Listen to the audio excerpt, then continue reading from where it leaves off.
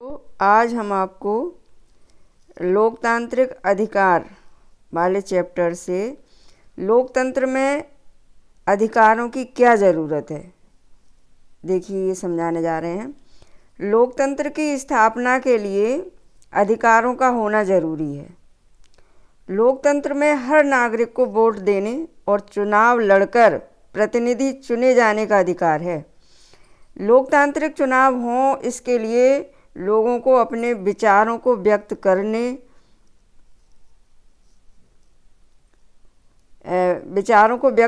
की राजनीतिक पार्टी बनाने और राजनीतिक गतिविधियों की आज़ादी का होना भी ज़रूरी है।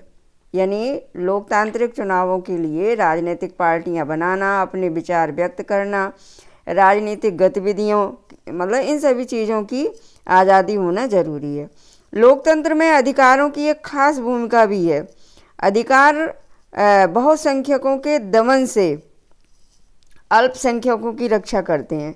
यानी जो संख्या में ज़्यादा हैं वो जो है कम संख्या वालों का दमन कर सकते हैं, तो उनकी रक्षा अधिकार करते हैं अल्पसंख्यकों की। और ये इस बात की व्यवस्था करते हैं कि बहुसंख्यक किसी लोकतांत्रिक व्यवस्था में मनमानी न करें।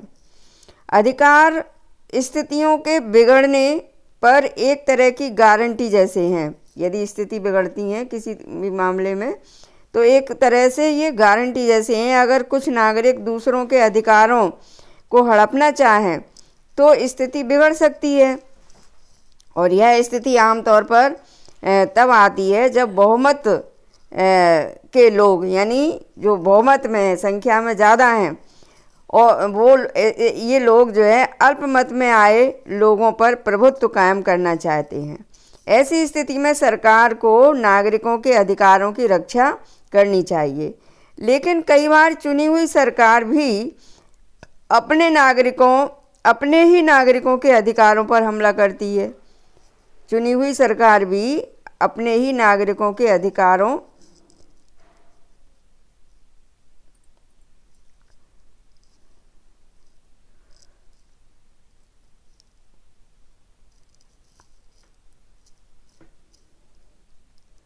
की रक्षा चुनी हुई सरकार भी अपने ही नागरिकों के अधिकारों पर हमला करती है, या संभव है कि वह नागरिकों के अधिकारों की रक्षा न करे, ऐसा भी हो जाता है। इसलिए कुछ अधिकारों को सरकार से भी ऊंचा दर्जा दिए जाने की ज़रूरत है। कुछ अधिकार ऐसे होने चाहिए जो सरकार से भी ऊंचे दर्जे के हों, ताकि सरकार भी उनका उल्लंघन न कर सके। और अधिकांश लोकतांत्रिक शासन व्यवस्थाओं में नागरिकों के अधिकार संविधान में लिखित रूप में दर्ज होते हैं। अब देखिए भारतीय संविधान में अधिकार विश्व के अधिकांश दूसरे लोकतंत्रों की तरह, यानी संसार के और दूसरे देशों में जो लोकतंत्र व्यवस्था है उसी तरह भारत में भी ये अधिकार संविधान में दर्ज हैं। हमारे जीवन के लिए बुनियादी रूप से जरूरी अधिकारों को विशेष दर्जा दिया गया है। यानी हमारे जीवन को चलाने के लिए जो बुनियादी ज़रूरतें हैं उनके लिए बुनियादी अधिकारों को विशेष दर्जा दिया गया है। इन्हें मौलिक अधिकार कहा जाता है। अध्याय 3 में हमने अपने संविधान की प्रस्तावना पढ़ी, और यह सभी नागरिकों को समानता, स्वतंत्रता और न्याय दिलाने की बात कहता है। मौलिक अधिकार इन वायदों को व्यवहारिक रूप देते हैं, और ये अधिकार भारत के संविधान की एक महत्वपूर्ण बुनियादी विशेषता है।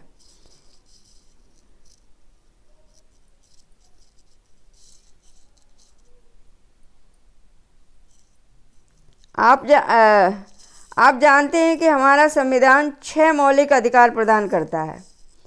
क्या आप इन्हें बता सकते हैं? एक आम नागरिक के लिए इन अधिकारों का ठीक क्या मतलब होता है?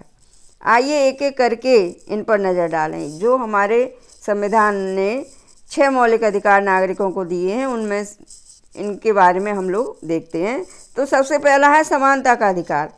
हमारा संविधान कहता है कि सरकार भारत में किसी भी व्यक्ति को कानून के सामने समानता या कानून से संरक्षण के मामले में समानता यानी कानूनन सबको संरक्षण करने की समानता के अधिकार से वंचित नहीं कर सकती।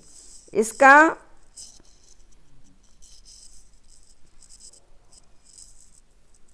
मतलब यह हुआ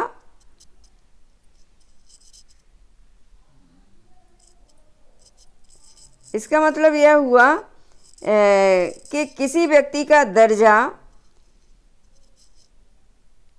या पद चाहे जो हो, सब पर कानून समान रूप से लागू होता है। इसे कानून का राज भी कहते हैं। यानी कोई भी व्यक्ति किसी भी पद पे हो, लेकिन कानून सबके लिए समान रूप से हैं। कानून का राज किसी भी लोकतंत्र की बुनियाद है। इसका अर्थ यह हुआ कि कोई भी व्यक्ति कानून के ऊपर नहीं है, कि मतलब सभी व्यक्तियों पर कानून लागू होते हैं।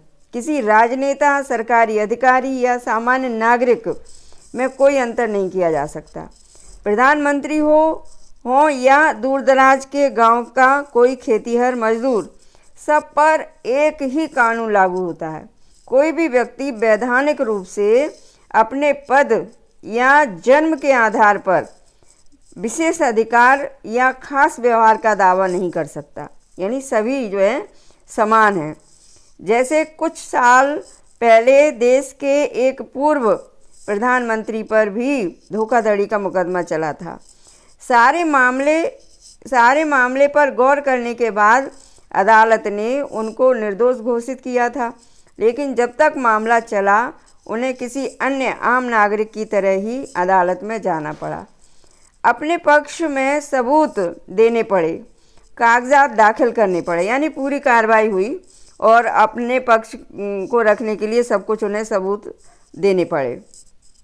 और इस बुनियादी स्थिति को संविधान ने समानता के अधिकार के कुछ निहितार्थों को स्पष्ट करके और साफ किया है।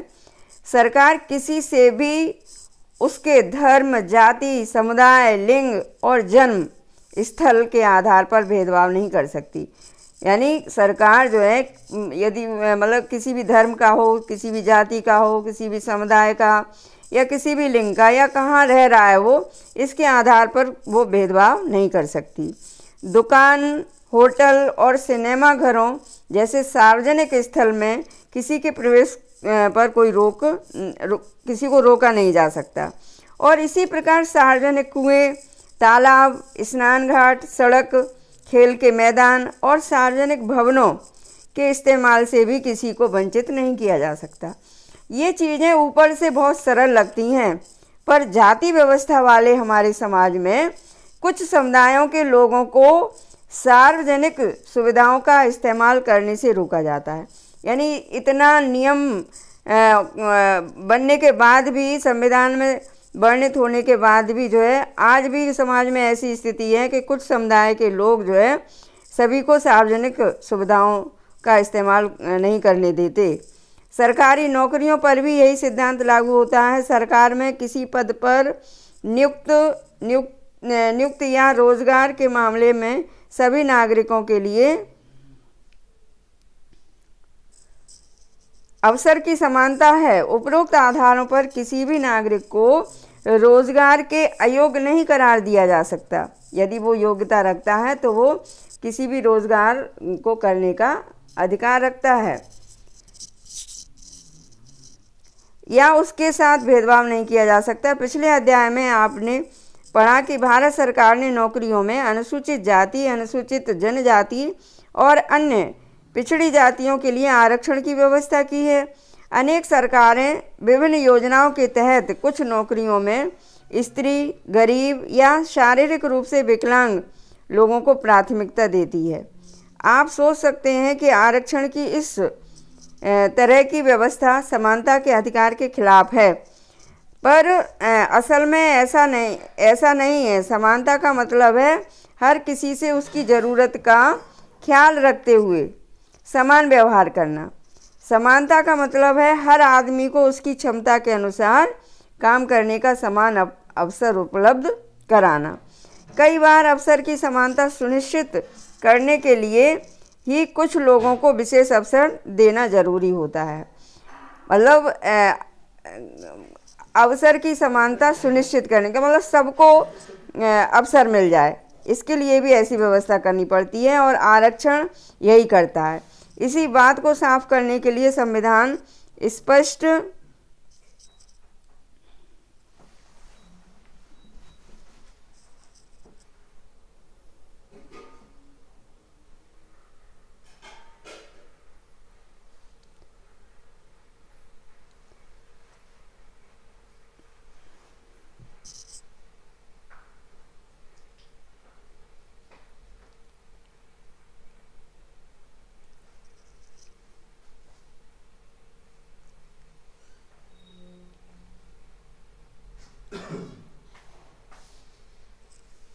संविधान स्पष्ट रूप से कहता है कि इस तरह का आरक्षण समानता के अधिकार का उल्लंघन नहीं है और किसी तरह का भेदभाव न होने का सिद्धांत सामाजिक जीवन पर भी इसी तरह लागू होता है।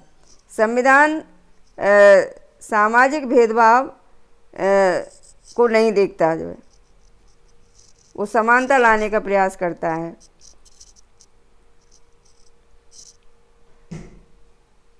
हर आदमी जानता है कि अमीर आदमी मुकदमे के समय अच्छे वकीलों की मदद ले सकते हैं, फिर कानून के समक्ष समानता की बात का क्या महत्व रह जाता है। ये मतलब एक बच्ची के विचार हैं ये। अब देखिए, छुआछूत के अनेक रूप होते हैं। 1999 में प्रसिद्ध पत्रकार पी साईनाथ ने दलितों या अनुसूचित जाति के लोगों के खिलाफ अभी तक बरकरार छुआछूत के व्यवहार पर अंग्रेजी अखबार हिंदू में एक लेखमाला लिखी।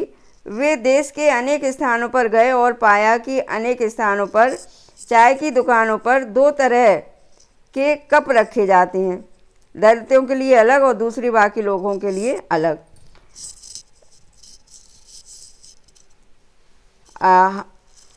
हजाम दलितों के बाल नहीं काटते, दाढ़ी नहीं बनाते, तो ये भी छुआछूत के वजह का कारण है। दलित छात्रों को कक्षा में अलग बैठाना और अलग रखे घड़े से पानी मतलब पीने की व्यवस्था रखना। दलित दूल्हों को बारात में घोड़ी पर नहीं चढ़ने दिया जाना। दलितों को सार्वजनिक हैंडपंप से पानी नहीं लेने दिया जाना और उनके पानी भर लेने के बाद हैंडपंप को धोना। ये सभी काम छुआछूत की परिभाषा के दायरे में आते हैं। क्या आप अपने इलाके से कुछ ऐसे ही उदाहरण सोच सकते हैं? तो ये आंकड़े आप लोग इकट्ठे कर सकते हैं अपने इलाके से।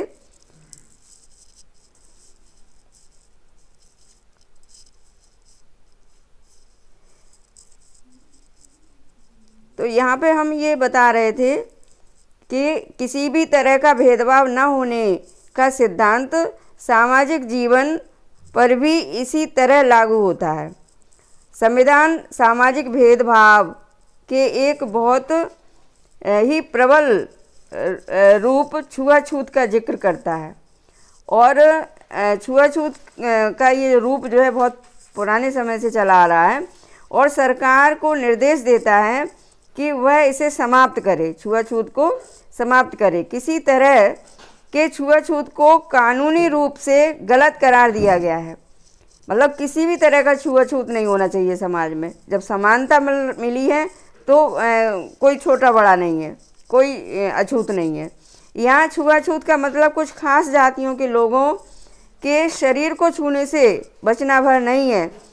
यह उन सारी सामाजिक मान्यताओं और आचरणों को भी गलत करार देता है जिसमें किसी खास जाति में जन्म लेने भर से लोगों को नीची नज़र से देखा जाता है। यानी किसी खास जाति में यदि उन्होंने जन्म ले लिया तो वो अछूत हो गए या उनके साथ अलग तरह का व्यवहार किया जाता है। इसलिए संविधान ने छुआछूत को दंडनीय अपराध घोषित किया है।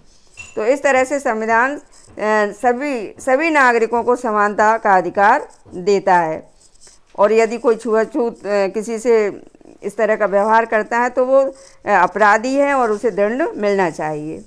तो बच्चों, आज की क्लास यहीं समाप्त होती है। कल हम आपको स्वतंत्रता का अधिकार समझाएंगे। धन्यवाद।